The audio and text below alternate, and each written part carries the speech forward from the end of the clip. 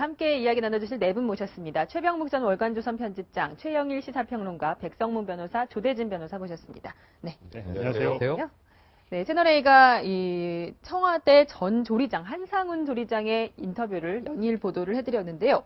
이 조리장의 얘기를 들어보면 박근혜 대통령이 국민에게 했던 말이 사실이 아닌 것 같은 것이 굉장히 많습니다. 어떻게 다른지 한번 들어보시겠습니다. 취임 후에도 일정 기간 동안은 일부 자료들에 대해 의견을 들은 적도 있으나 청와대의 보좌 체계가 완비된 이후에는 그만두었습니다. 사실 가다가 한 두 번 정도 마주친 적이 있어요. 임기 초에 들어와서 임기 초에 들어오고 언제 그 표평이 나오실 까지도 들어왔죠.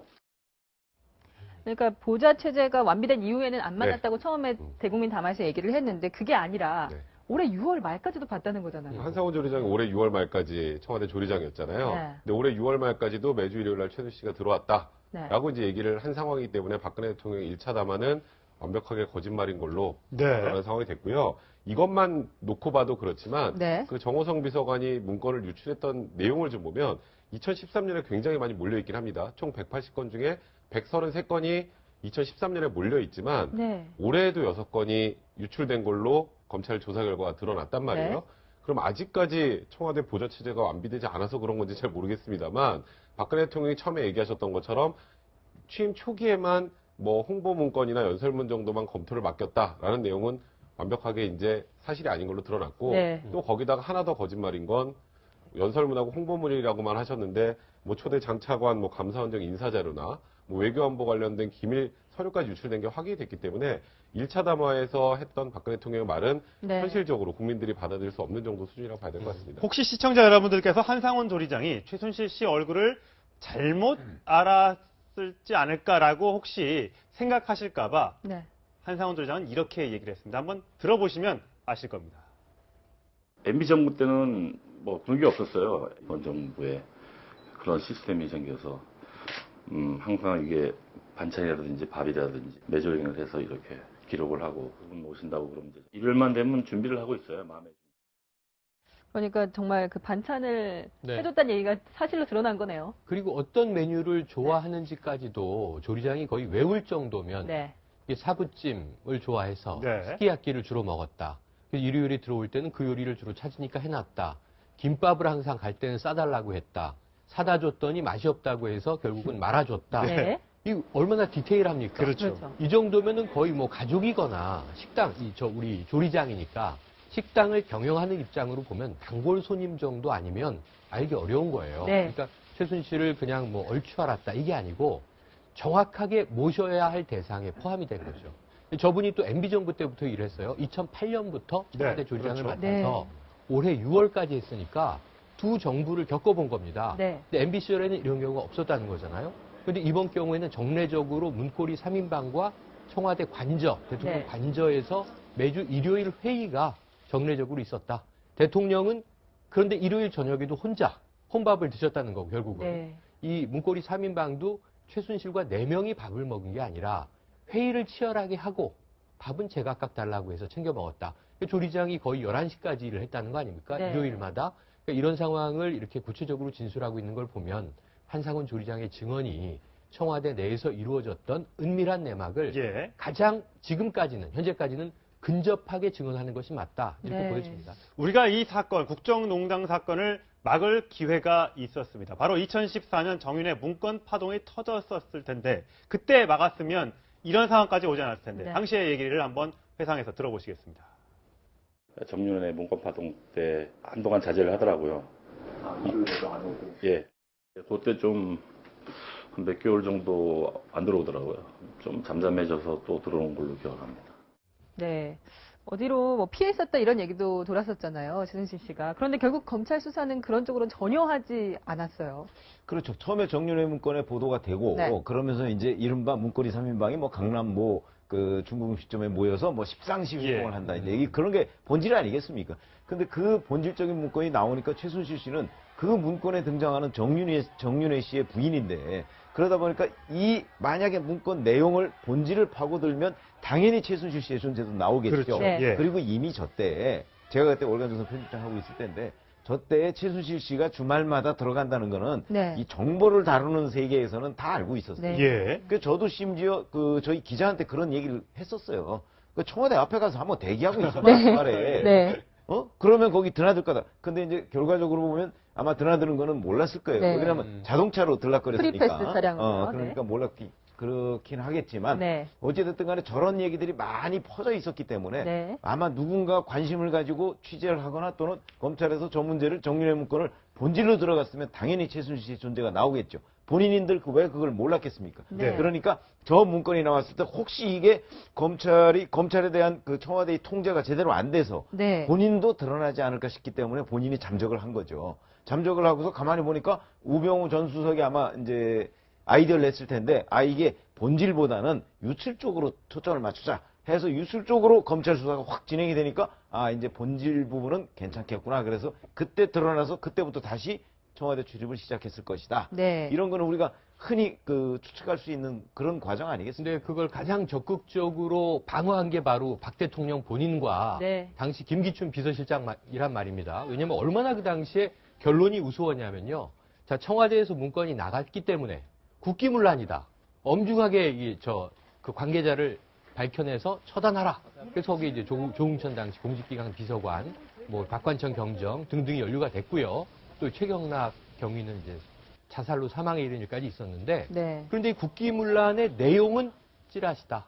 그러니까 내용은 믿지도 말고 신경 쓰지 마라. 그래서 이 김영한 민정수석의 수첩에 적혀 있는 김기춘 비서실장의 지시사항으로 추정되는 내용이, 네. 자, 이제 이것은 정말 아무도 알아서 안 되는 일이다. 물론 세월호 7시간 관련해서는 알려고도 하지 말고 알아서도 안 된다. 이런 말이 구체적으로 이제 지시되어 있습니다만, 네. 그런 분위기로 이게 덮이다 보니까 그때 최순실도 등장을 했고요. 네. 사진이. 승마협회 논란도 등장했고요.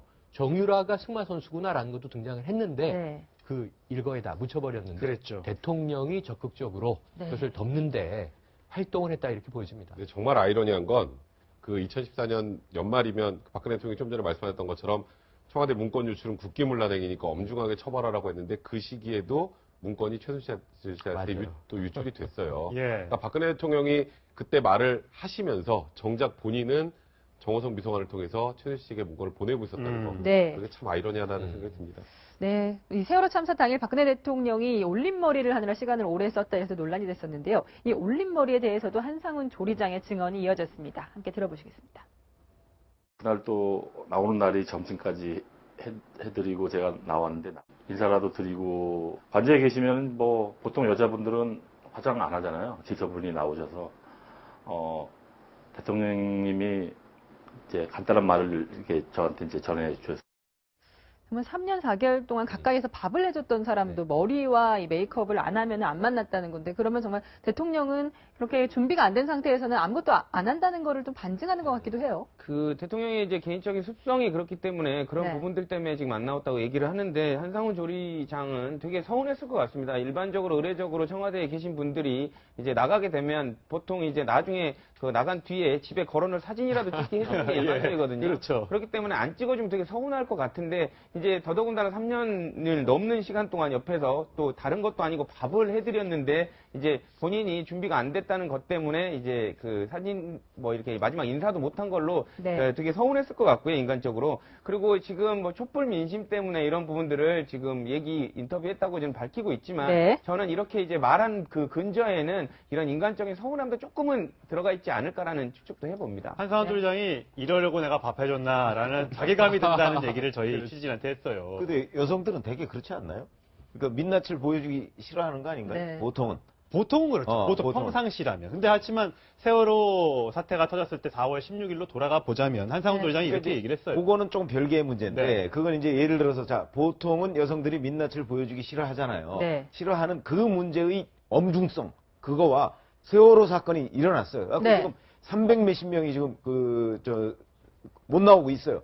그럼 이 사태의 엄중성, 이게 둘은 비교가 안 되죠. 그렇죠, 네. 비교가 안 되기 때문에 우리가 이제 상식적으로 생각하면 아무리 평상시에 민낯을 보여주기 싫더라도 이러한 훨씬 더 엄중한 일이 벌어졌으면 네. 이걸 포기하고 가치적으로 볼 때는 이게 훨씬 큽니다. 그렇죠. 그렇죠. 예, 포기하고 네. 당연히 나왔어야 된다. 이제 우리는 그렇게 생각하는데 네. 박근혜 대통령 이 부분도 뭐 명확하게 아직 규명은 안 됐습니다만은 박근혜 대통령은 이 부분도 굉장히 중요하다고 생각을 했기 때문에 아마 네. 그 중대본을 방문하기 전에 그렇게 한 몇십 분간 이렇게 머리를 하고 그랬던 것이 아닌가 싶은데 뭐 그 부분을 이제 박근혜 대통령은 여하튼 자기의 본질적 가치는 포기하지 않으니까 그런 관점에서 보면 참 지금 생각해 보면 어떻게 그렇게 생각할 수가 있었을까 네. 하는 생각이 들 수밖에 없는 구조죠. 한상훈 부시장은 사실 세월호 당일날 뭘 했는지는 정확히 모르지만 밥은 제때 들어갔다는 거 아닙니까? 12시하고 6시. 뭐 밥을 먹는 걸 뭐라고 할 수는 없습니다만 관저에서 너무 평온하게 있었다는 것 자체 그게 좀 문제였었던 것 같다라고 얘기를 하고 있습니다. 그러니까 최측근에 있었기 때문에 대통령이 어떤 생활을 하고 이런 부분들을 되게 직감적으로 잘 알 수 있었을 텐데요. 네. 일단 만약에 이제 국가적 재난 사태라고 불릴 수 있는 상황이 있었음에도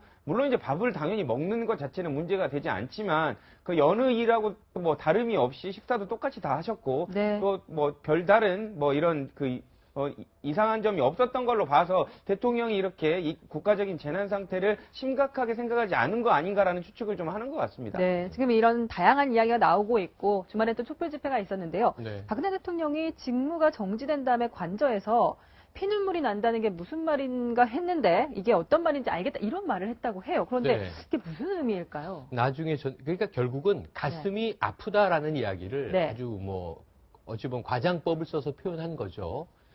피눈물이 나면 안 되죠. 네. 사람이 살면서. 그런데 저는 그 말이 조금은 이상하게 와닿은 게 뭐냐면 박근혜 대통령은 대통령 자리에 오르기 전까지 네. 개인사의 굴곡이 굉장히 비극적이고 많은 이제 일들을 겪었어요.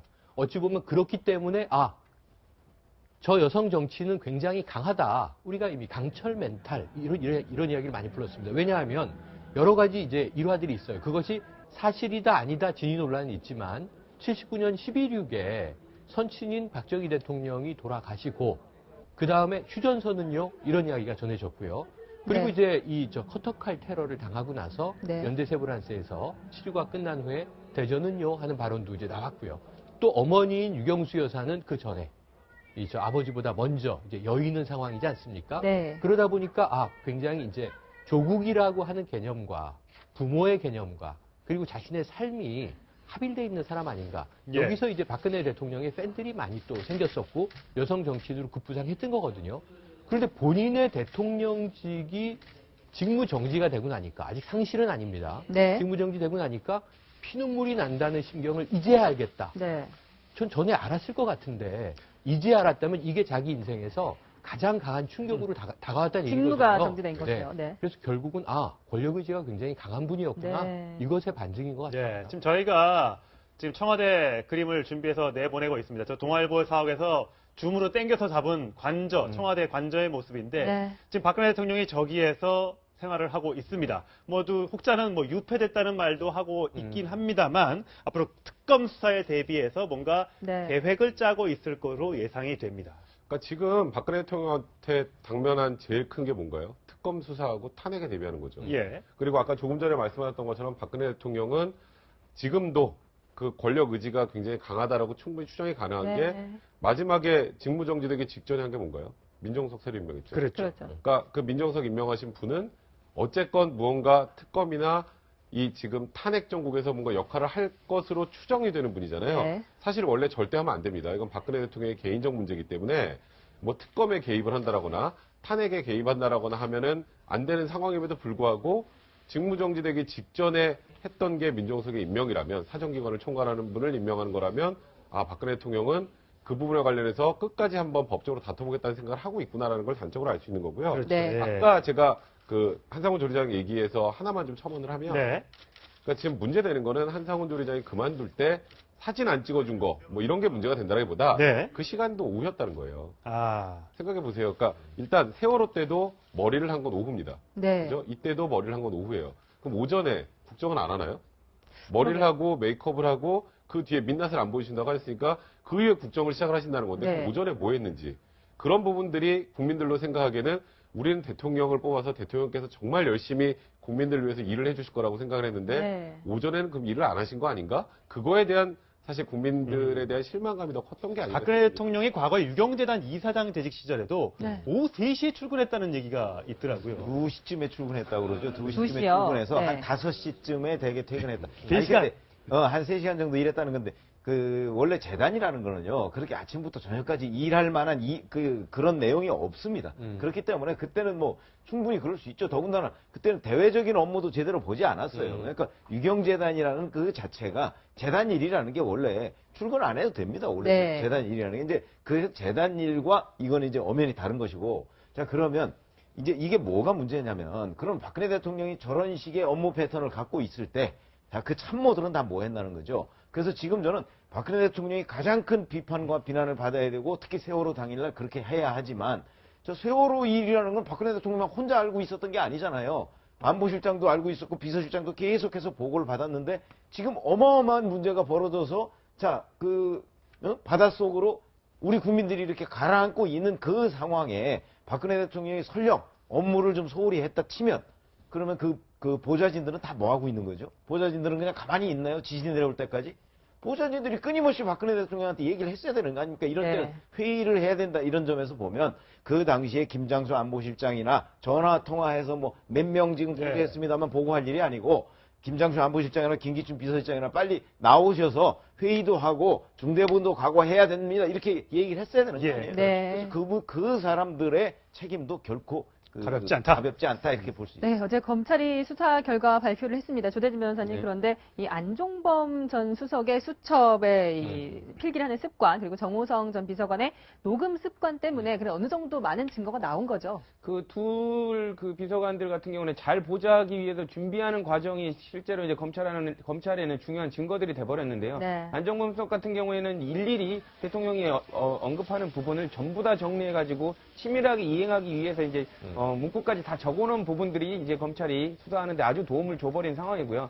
정호성 비서관 같은 경우에는 모바일 기기가 여러 개 압수가 됐었는데, 그 중에서 이제 스마트폰 한 개와 이제 폴더폰에서 이제 관련된 음성들이 나온 부분으로 지금 관련된 혐의들을 잡은 걸로 알고 있습니다. 근데 여기서 볼 부분이 보건 파일이 236개인데 대부분의 파일들이 그 취임 이전이었거든요. 그렇기 때문에 대부분의 다른 폰이 있다는 걸 전제로 했을 때 아마 취임 이후에 관련된 폰들을 아마 다 은닉하거나 좀 파기했을 가능성이 있음에도 불구하고 관련된 취임 이후에도 뭐 취임 전에 했던 부분이 대부분이지만 이런 부분들을 추단할 수 있는 부분들이 대부분 담겨 있는 걸로 인해 가지고 이제 박 대통령의 혐의를 이렇게 뒷받침하고 있다고 볼 수 있습니다. 최순실 씨가 PC, 태블릿 PC가 내 게 아니다. 뭐 쓸 줄 모른다 그러고, 김기춘 비서실장 비망록, 김영한 민정수석의 비망록 모른다고 하고, 앞으로도 계속 아마 모른다고 할 텐데, 워낙 안종범 전 정책수석의 이 수첩 적는 방식이 독특하다면서요. 네. 이거 뭐 굉장히 확실한 증거라고 한다고 하는데. 그러니까 이게 지금 지금 좀 보시면 최고편적인 거 보이는 딱 네. 그 조만한 수첩을 수첩이어서 보여주셨어요. 네. 네, 딱 요만한 수첩인데 여기 대통령실이라고 써 있어요. 네, 30페이지짜리 수첩인데요. 네. 일반 그냥 그 지시사항 같은 경우는 앞부터 쭉 쓰고 네. VIP의 지시사항은 뒤에서부터 쓰고. 그러니까 요 앞으로 요렇게 넘겨가면서 쓰는 거는 일반적인 네, 내용들을 그렇죠. 앞에부터 적고, 네, 그리고 뒤에서 오는 게 뒤에서부터 오는 거는 대통령이 정상입니다. 여기서 뒤에는 이제 VIP 지시사항이라고 네, 네, 딱 이거죠. 그렇죠. 여기서 넘겨나오는 거죠. 그게 1년 좀 넘게 기간 동안에 있었던 저 수첩이 네. 저게 30페이지짜리가 17건이에요. 네. 510페이지. 510페이지. 510페이지 안에 빼곡한 내용이 들어있었기 때문에 검찰도 최초에 1차 중간수사 결과 발표할 때 박근혜 대통령의 혐의와 관련해서도 99% 입증 가능한 것만 적었다는 게 네. 더 수첩하고 정호성 비서관의 어찌 보면 통화 녹음 파일 그 내용이 결정적이었던 것 같고요. 근데 문제는 아까 지금 조대진 변호사 말씀하셨던 것처럼 취임 이후에는 내용이 좀 적은데 네. 또 정호성 비서관과 최순실 씨가 또 아이디를 같이 공유해서 이메일을 했었잖아요. 그랬죠. 그러니까 이게 예를 들어서 제가 앵커님한테 뭘 보내는 게 아니라 우리 둘이 그냥 아이디 하나를 공유해서 서로 열어만 보면 되는 거예요. 예. 올 필요가 없네요. 그러니까. 제가 보냈습니다라고 문자 보내면 그랬어 하고 한번 열어만 보면 되는 상황으로 사실상 모든 국정을 같이 공유했다라고 봐야 되는 거거든요. 그러니까 이게 한마디로 얘기했던 공동정권이라는 얘기가 그래서 나오는 거예요. 그러니까 그런 것들이 발견되다 보니까 아마도 이제 검찰 수사하는 쪽에서도 이건 정말 좀 해도 너무한다. 네. 그러니까 단순하게 측근들이 비리를 저지르고 하는 수준이 아니라 그냥 최순실이 아예 그냥 국정을 같이 운영한 수준의 내용들이 나오다 보니까 검찰에서도 좀 더 강하게 대통령을 압박했던 게 아닌가 생각도 듭니다. 네, 그런가 하면은 어제 이제 검찰이 수사 결과 발표를 했는데 최순실 씨에 대한 수사는 어느 정도 나왔습니다. 그런데 우병우 전 수석에 대해서는 정말 뜨뜻미지근하게 끝난 것 아니냐 이런 얘기가 나와요. 정말 많은 국민들이 이 사건을 초미의 관심으로 매 눈으로 보고 있잖아요. 200만 명이 촛불 광장에 나오잖아요. 네. 그런데 그 중에 이 두 사람의 굉장히 좀 강력한 심증이 강한 이 공모자들을 지금 비판하는 것이 첫 번째 김기춘 전 비서실장, 현 정부에서 왕실장 행세를 했습니다. 두 번째가 민정비서관으로 들어가서 정윤회 문건을 거치면서 기이하게도 민정비서관으로, 민정수석으로 이제 승진을 했던 우병우 전 민정수석, 이 두 사람인데 검찰의 어제 발표에 실망한 점이 두 가지가 있었어요.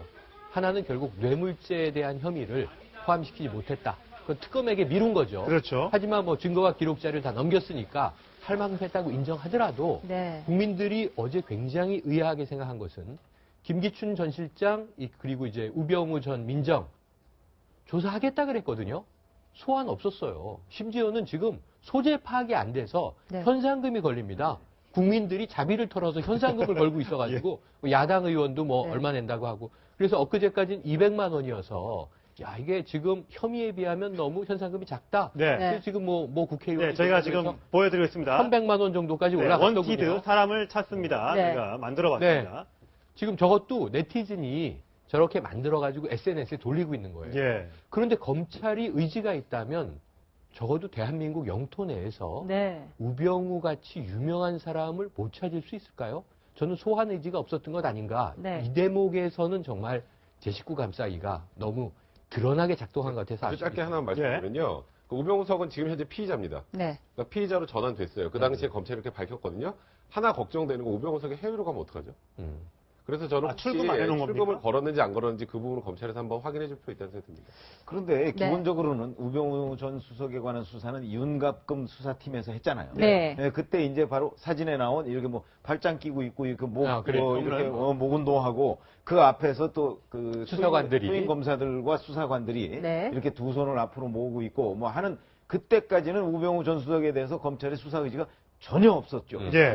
자, 그럼 그 다음에는 어떻게 됐느냐? 그 다음에는 윤갑금 수사팀은 사실 웬만한 거는 그냥 거기서 접었고 뭐 그 후에 검찰총장이 뭐 화를 냈네 이런 얘기를 하지만 네. 실질적으로 아마 수사가 안 이루어졌을 것이고 그것이 이제 그 이쪽으로 넘어와서 이 네. 특별수사본부로 넘어왔지만 특별수사본부는 사실 최순실 씨나 뭐 이제 안종범 전 수석이 이런 사람들 수사하기에도 굉장히 벅찼을 거예요. 예. 네. 현실적으로 그랬을 겁니다. 그러니까 앞으로는 저 특검에서 저 부분을 밝히는 수밖에 없을 것이다 이렇게 봅니다. 자, 우병우 민정수석에 걸린 현상금이 1,100만 원입니다. 지금 정봉주 전 의원, 전 통합민주당 의원이 500을 걸었고요. 그다음에 네. 김성태 국정조사 특위 새누리당 의원도 100만 원 걸었고요. 네. 그다음에 안민석 민주당 의원이 500 걸어서 500 더하기 100 해서 1,100만 원이 걸려 있습니다. 사실 이러다가는 뭐 어디서 뭐 부산에서 봤다는 사람도 있고 지금 목격담이 맞아요, 계속해서 맞아요. 올라오고 있습니다. 네. 인터넷에서 지금 찾고 있더라고요. 찾고 있고 지금 뭐 네티즌 수사대들이 지금 뭐 관련된 부분들을 찾고 있기 때문에 저는 조만간 집에만 있지 않으면 이제 거취가 발견될 거라고 보이는데 네. 이제 문제점은 아까 말씀 주신 대로 검찰이 이상하리라 보일 만큼 이렇게 우병우 수석에 관련된 부분은 조사를 안 했거든요. 관련된 다른 피의자들에 관련된 혐의들이 많다고 치더라도 관련된 중심에 있는 그 우병우 수석을 대통령 관련해서도 이렇게 적극적으로 수사하는 마당에 우병우 수석을 안 건드린다는 건 당연히 지탄을 받을 수밖에 없는 상황인 것 같습니다. 네. 네, 그런가 하면 이 우병우 수석 못지않게 또 수사를 받아야 될 분이 바로 이제 김기춘 전 비서실장인데요. 저희가 이 김기춘 전 실장의 부인과 통화를 해봤습니다. 그런데 다소 억울함을 호소했습니다. 함께 들어보시겠습니다. 너무나 많이 당해서 아무도 믿을 수가 없고 너무나 당했기 때문에 아무도 믿을 수 없습니다. 죄송합니다. 제가 뭐 비겁하다 하니까 할 수 없이 나가셨는데요. 그렇게 고생을 하셨습니다. 못 나가시고 병원에 입원하셔야 되겠는데 안 돌아가신 것만 해도 정말 기적입니다. 도대체 어떤 게 저렇게 억울하다는 걸까요? 제가 보기에 더 억울하다는 건 네. 아마도 그거 같아요. 그러니까 박영선 의원의 추궁에 네. 본인이 그동안에 거짓말을 해왔다는 부분이 드러났잖아요. 네. 근데 그거는 우리 김기춘 전 비서실장의 이 검찰 역사 또는 공직자의 역사 중에서 저렇게 당한 적이 없었던 거죠. 네. 항상 본인이 워낙 그 머리가 좋고 이렇게 뭐 조직력이 뛰어나다 보니까 뭐라고 얘기해도 거짓말을 해도 그걸 남들이 밝혀내지 못했는데 아마 거의 생애 최초로 그걸 박영선 의원이 이제 네티즌의 도움을 받아서 그 부분을 동영상으로 갖다 보여주니까 본인이 부인할 수가 없었잖아요. 예. 아마 제가 보기에 김기춘 전 실장의 부인은 그 부분을 얘기한 것 같아요. 예. 그러니까 김기춘 전 실장이 들어가서 내가 크게 당했다 이렇게 얘기했다고 그랬지 않습니까? 네. 크게 당했다는 건 바로 그 부분을 얘기하는 거거든요. 계속해서 완벽하게 지금까지는 속여왔는데 이번에 거의 막판에 와서 내가 그 속인 게 들통이 났다. 들켰네. 뭐 이런 감정이 아닐까 싶습니다. 자, 사실 뭐 김기춘 전 비서실장은 이름도 모른다고 했다가 이름은 들어본 적이 있다고 시인을 했지만 전화도 해본 적이 없다. 잘 모른다. 이렇게 부인을 했는데 그렇다면 아까 저희 단독 증언을 통해서 전해드렸던 한상훈 조리장은 뭐라고 했는지 한번 비교해서 들어보시죠. 몰랐을까요, 과연? 다 알면서 모른 척하는 거겠죠. 다 알고 있었다는 거거든요. 아니, 저게 너무 당연한 것이요. 청와대에서 근무하는 직원치고, 네. 특히 관저에 있었던 직원치고, 최순실이 수시로, 우리가 프리패스라는 용어를 썼죠. 들락날락하는 것을 모르는 사람은 없었다. 이제서야 입에 지퍼를 채우고 있다가 이야기를 하게 된 건데, 지금 한조리장도 촛불에 왜 이렇게 많은 사람들이 나올까 의아해하다가 이야기를 하게 됐다. 그러니까 알 사람은 다 알고 있었던 거 아니에요. 그런데 김기춘 전 비서실장이 2년이나 비서실장으로 있으면서 최순실이 청와대 들락거리는 걸 몰랐다. 이게 뭐 쥐구멍으로 다닌 것도 아니고 투명인간도 아니란 말입니다. 정문에서는 관저에 있어서 모른다 그랬어요. 경호실도 다 알고 있었고, 물론 이제 그래서 제가 보기에는 여성의 사생활을 자꾸 이야기를 하는 것 같아요. 김 실장이. 나는 모릅니다. 그러면서 뭐 대통령의 미용사가 누군지 모릅니다. 누가 화장해줬는지 모릅니다. 그래도 직접 만나지 않았다 하더라도 모르면 안 되는 거잖아요. 알아야 되는 거잖아요. 언제쯤, 몇 시에, 몇 차례 들어와서 누구를 만나서 어떤 일을 한다. 이걸 모르고 있으면 좀 제가 보기엔 심각한데 이게 출입만 해서 대통령과 사적인 생활만 영위했다. 뭐 김치 나눠 먹고 갔다. 그냥 개인적 지인이다. 그러면 비서실은 모를 수도 있어요. 근데 문고리 3인방과 매주 국정에 관한 회의를 하고 심지어는 국무회의를 소집해라 말아라. 수석 비서관 회의를 주재해라 말아라. 이런 얘기가 나오는데 그걸 비서실장이 모르면 이거 업무와 직관돼 있는 거죠. 대통령의 비선 실세. 이걸 모르고 있었다. 그러면 김기춘 실장이 아무것도 안 했다는 얘기예요. 그야말로. 대통령도 아무것도 안 하고 비서실장도 아무것도 안 하고 일은 최순실과 문고리 4인방이 다 했고 그러면 아까 공동정권이 아니에요. 이건 대통령은 그냥 직만 유지하고 놀았던 거고 실제 대통령은 최순실이었던 거예요. 상황은. 그래서 아까 그 말은 전 공동정권도 좀 어폐가 있다. 공동 이메일 정권이라고 하고 사실상의 의사결정자는 최순실 아니었나. 근데 이거를 비서실장이 몰랐다면 심각한 직무유기다. 이것 때문에 김기춘, 우병우가 중요한 겁니다. 과거 대통령 비서실장들 얘기를 들어보면 자, 그분은 그런 부분에 관해서 대통령 주변에서 벌어지고 있는 공적인 일, 사적인 일 이런 것까지도 비서실장이 다 알고 있습니다. 왜 그러냐면 누구라고는 얘기 안 하겠지만 그런 얘기를 하더라고요. 대통령도 이 젊은 사람이 대통령이 되니까 대통령이 관저에 들어가면 굉장히 심심한 거예요. 심심하니까 엔터테인먼트가 좀 있었으면 좋겠다. 아니 그 얘기를 실제 비서실장이 하더라니까. 엔터테인먼트가 있어. 왜 그러냐면 함부로 못 하잖아요. 그러니까 나가서 좀 어디 가서 노래도 부르고 싶고 술도 먹고 싶고 뭐 이런데 그런 것들이 하나 안 되잖아요. 그런 얘기를 하시는 분들이 있어요. 그건 무슨 얘기냐면 이분은 이 비서실장 알고 있었던 거예요. 대통령이 굉장히 따분해한다는 사실을 그 안에서. 그러니까 비서실장이 인사위원장이잖아요. 그러니까 인사위원장이 가만히 앉아 있으면요. 그 인사위원장한테 잘 보이기 위해서 그 대통령 주변에 있는 사람들이 와서 살짝 보고를 해줍니다. 그래서 가만히 앉아 있어도 다 알 수밖에 없는 구조다. 제가 말씀을 드리는 거예요. 박 대통령 관저에서 어쨌든 책을 보고 또 주사를 맞았는지 확실하지만 맞았다는 사람이 간호정기가 있으니까 주사를 맞고 또 운동을 하고 막 이래서 아마 어쨌든 여행을 좀 보냈지 않았을까 싶은데 이번 주 목요일, 수요일입니다. 내일 모레 열리는 청문회 윤전추, 이영선 전 행정관 그다음에 또 청와대 간호장교가 나온다고 하니까 그 청문회 저희가 생중계로 자세하게 보여드리도록 하겠습니다.